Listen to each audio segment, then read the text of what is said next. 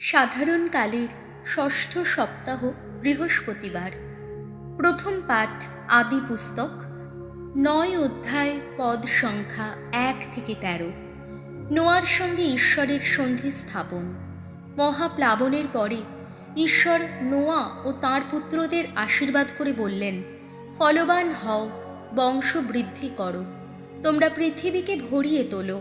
পৃথিবীর সমস্ত বন্য জন্তু, আকাশের সমস্ত পাখি, মাটিতে বুক দিয়ে চলে বেড়ানো সমস্ত জীব আর সমুদ্রের সমস্ত মাছ তোমাদের ভয় করবে, প্রচণ্ডভাবেই ভয় করবে। তাদের যে তোমাদেরই হাতে তুলে দেওয়া হয়েছে। যা কিছু সচল, সব প্রাণ, তা সবই তোমাদের খাদ্য হবে। এখন ওই সব কিছু তোমাদের দিচ্ছি, আগে যেমন দিয়েছি, যত সবুজ উদ্ভিদ। তবে একটা কথা, কোনো প্রাণীর মাংসের মধ্যে জীবন শক্তি অর্থাৎ রক্ত থাকতে তোমরা তা খাবে না। এদিকে তোমাদের আপন জীবন রক্ত ঝরানোর ব্যাপারে আমি কিন্তু হিসাব চেয়ে নিতে ছাড়ব না।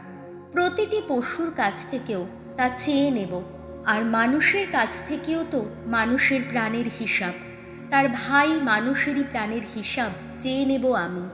মানুষের রক্ত যে ঝরাবে, মানুষেরই হাতে তার নিজের রক্ত একদিন ঝরানো হবে।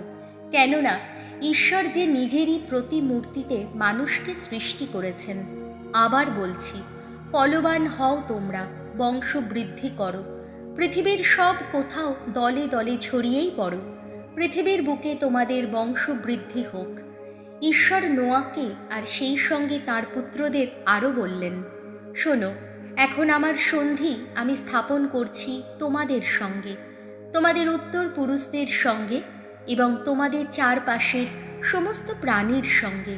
যত পাখি, গবাদি পশু ও বন্য জন্তু তোমাদের আশেপাশে রয়েছে, যে সমস্ত প্রাণী জলযান থেকে বেরিয়ে এসেছে, পৃথিবীতে এখন যেসব জীবজন্তু রয়েছে, তাদের সবারই সঙ্গে, তোমাদের সঙ্গে আমার এই সন্ধি আমি রক্ষা করবই।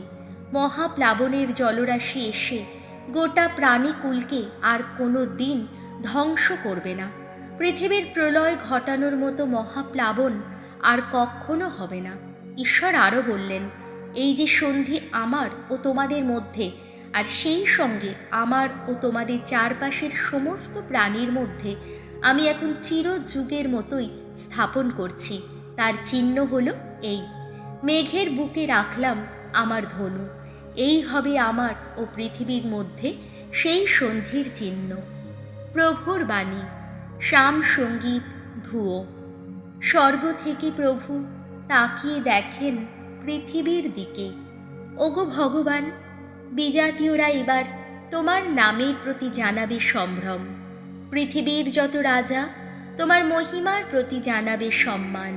কেননা ভগবান সিয়নকে আবার গড়ে তুলবেন। তিনি তো সেখানে আপন মহিমায় আবির্ভূত হবেন। যত নিঃস্ব মানুষের যাচনায় সাড়াই দেবেন তিনি, তখন তাদের কোনো মিনতি তিনি অগ্রাহ্য করবেন না। ধুয়ো। স্বর্গ থেকে প্রভু তাকিয়ে দেখেন পৃথিবীর দিকে। ভাবি প্রজন্মের জন্যে এই কথা লেখাই থাকুক, যাতে অনাগত সেই জাতির মানুষেরা করতে পারে ভগবানের গুণগান। তার উচ্চ পুণ্যধাম থেকে তিনি তো নিম্নে তাকিয়ে দেখেছেন, স্বর্গ থেকে পৃথিবীর দিকে চেয়ে দেখেছেন, যাতে তাঁর কানে আসে বন্দীদের চাপা হাহাকার। প্রাণদণ্ডে দণ্ডিত যারা, তিনি যেন তাদের বন্ধন মুক্ত করতে পারেন। ধুয়ো। স্বর্গ থেকে প্রভু তাকিয়ে দেখেন পৃথিবীর দিকে। তোমার সেবকদের সন্তান যারা, তাদের থাকবে স্থায়ী বাসভূমি। তোমার সান্নিধ্যে তাদের বংশ থাকবে স্থিত মূল।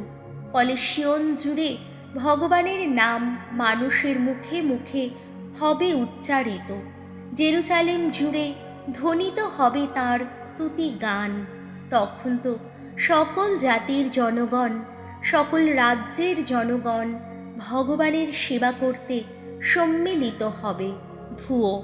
স্বর্গ থেকে প্রভু তাকিয়ে দেখেন পৃথিবীর দিকে। বাণী বন্দনা। জয় জয় প্রভুর জয়। ওগো প্রভু, তুমি জীবন, রয়েছে তোমারই কাছে অনশ্বর জীবনের বাণী।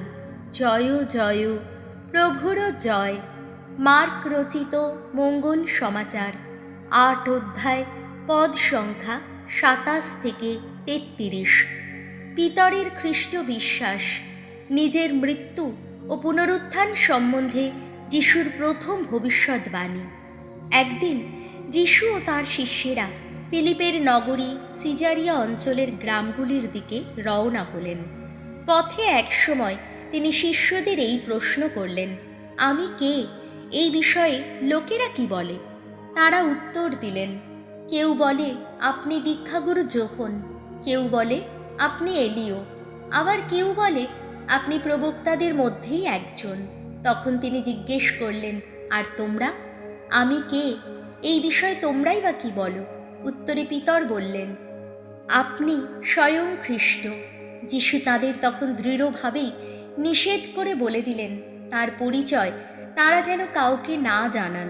তারপর তিনি তাদের বোঝাতে লাগলেন যে মানব পুত্রকে বহু যন্ত্রণা ভোগ করতে হবে, প্রবীণদের ও প্রধান যাজকদের দ্বারা এবং শাস্ত্রীদের দ্বারা তাকে প্রত্যাখ্যাত হতে হবে, তাকে নিহত হতে হবে, তারপর ৩ দিন পরে তাকে পুনরুত্থানও করতে হবে। এই সব কথা যিশু স্পষ্টভাবেই বললেন।